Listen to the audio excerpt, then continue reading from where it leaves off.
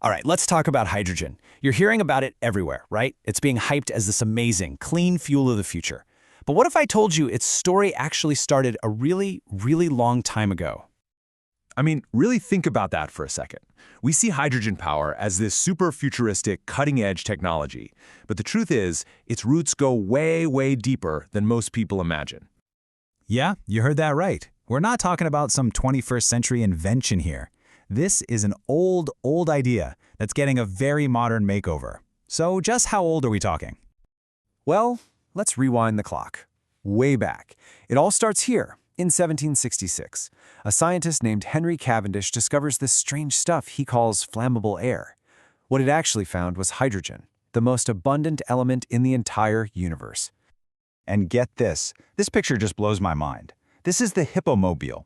And in 1863, that's almost 20 years before the first commercial light bulb was even a thing, this car was already puttering around Paris, running on hydrogen. Amazing, isn't it? Okay, so how did we get from that clunky 19th century machine to the sleek, modern hydrogen cars we see today? Well, the modern magic is all about something called a fuel cell. So, a fuel cell electric vehicle, or FCEV, is basically an electric car that makes its own electricity as it goes. Think about it. Instead of a massive heavy battery, it has a fuel cell and a tank of hydrogen gas. And the process is actually pretty simple. So, step 1, hydrogen gas flows from the tank into the fuel cell. Step 2, at the same time, oxygen is pulled in from the air around you. Step 3, inside the fuel cell, they combine in a chemical reaction that creates electricity, and that powers the car. And here's the best part, step 4. The only thing that comes out the tailpipe is pure, clean water.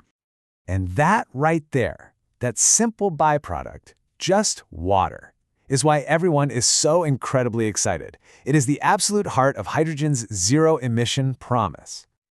I mean, this is the dream, right? A world where our cars, our trucks, our buses, they don't produce any greenhouse gases, no smog, nothing harmful at all, just clean, quiet power and a little puff of water vapor.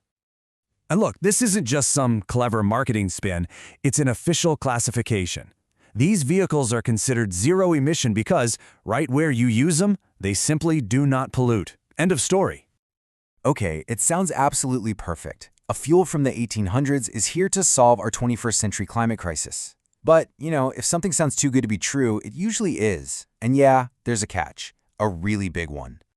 This is probably the single most important thing to understand about hydrogen. It is not an energy source like oil that we just pump out of the ground. It's an energy carrier.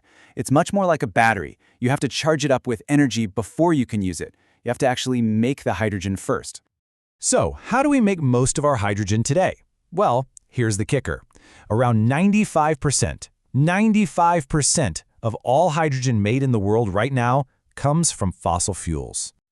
And this really breaks it down. On one hand, you have gray hydrogen. That's the dirty secret. It's made from natural gas in a process that, you guessed it, releases a ton of carbon dioxide. But on the other hand, you have the dream, green hydrogen. That's where we use clean electricity from solar panels or wind turbines to split water into hydrogen and oxygen. That process is truly zero emission, from start to finish. So if making clean, green hydrogen is such a huge challenge, why are governments and companies pouring billions and billions of dollars into it? Well, because the potential payoff is absolutely enormous. So why all the hype? Well, for starters, you can refuel a hydrogen car in just a few minutes, exactly like you do at a gas station. No more long charging waits. The fuel cells are also incredibly efficient, and you're built to last for a long, long time. It's kind of like having the best of both worlds, the clean, quiet power of an electric car with the quick convenience of a gasoline one. And we have to think way bigger than just cars. The potential here is huge. As far back as 2008, Boeing was already flying a hydrogen-powered aircraft. The possibilities for things like planes, cargo ships, and heavy industry, that's what could make this a true game changer. So here's what it all boils down to. We're standing at a crossroads. We can keep making hydrogen the easy, dirty way, which kind of defeats the whole purpose, or we can invest in the green path, using renewable energy to create a truly clean fuel for a clean future. The challenge isn't the technology in the car, it's how we choose to make the fuel that powers it. Hey, if you found this interesting and learned something new, do me a favor and subscribe to Energy Simply Explained. We've got so many more of these deep dives coming your way. Thanks for watching.